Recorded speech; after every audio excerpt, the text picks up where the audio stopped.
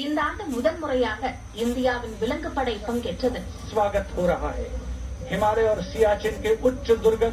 இந்த வரலாற்று சிறப்புமிக்க விலங்குப்படையை கேப்டன் ஹர்ஷிதா ராகவ் வழி நடத்தினார். ஆர்பிசி பிரிவில் 2023 முதன்முதலாக நியமிக்கப்பட்ட பெண் அதிகாரிகளில் இவர் மும்பை கால்நடை மருத்துவக் கல்லூரியில் பயின்ற மருத்துவர் ஆவார். அணிவகுப்பில் பாக்டீரியன் ஒட்டகங்கள் என அழைக்கப்படும் 2 கூம்புகள் கொண்ட ஒட்டகங்கள் மிடுக்காக அணிவகுத்து சென்றன. இந்த ஒட்டகங்கள் லடாக்கின் குளிர் பாலைவனங்களில் 15,000 அடி உயரத்தில் ரோந்து பணிக்கு பயன்படுத்தப்படுகின்றன. योद्धाओं की इस टुकड़ी का नेतृत्व कर रही हैं कैप्टन हर्षिता यादव. हमें इन पर गर्व है. सबसे आगे है बैक्टीरियन ऊंट. भारतीय सेना के ये लद्दाख के शीत मरुस्थलों से गलवान और नुब्रा तक अपनी सेवाएं देते हैं. லடாக்கின் கடுமையான தட்பவெப்ப நிலையில் 60 கிலோ எடையை சுமந்து செல்லும் திறன் கொண்ட வலிமையான உள்நாட்டு ரக ஜாஸ்கர் குதிரைகளும் பங்கேற்றன.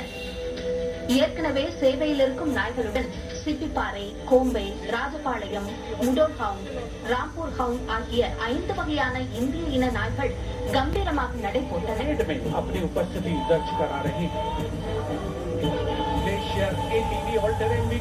வான்வழி கண்காணிப்புக்காகவும் ட்ரோன்களை எதிர்கொள்ளவும் பயிற்சி அளிக்கப்பட்ட 4 பருந்துகளும் அணிவகுப்பில் இடம்பெற்றன. प्रसन्नता और गर्व का विषय है कि राष्ट्र सेवा में सतत तत्पर ब्लैक काइट्स आज परेड में. இயந்திரங்களும் தொழில்நுட்பங்களும் செய்ய முடியாத சில கடினமான எல்லை பாதுகாப்பு பணிகளை இந்த விலங்குகள் செய்து வருகின்றன. இந்தியாவின் பாதுகாப்பு பலம் என்பது வெறும் இயந்திரங்கள் மட்டுமல்ல, சைலண்ட் வாரியர்ஸ் என்று அழைக்கப்படும் விலங்குகளும் தான்.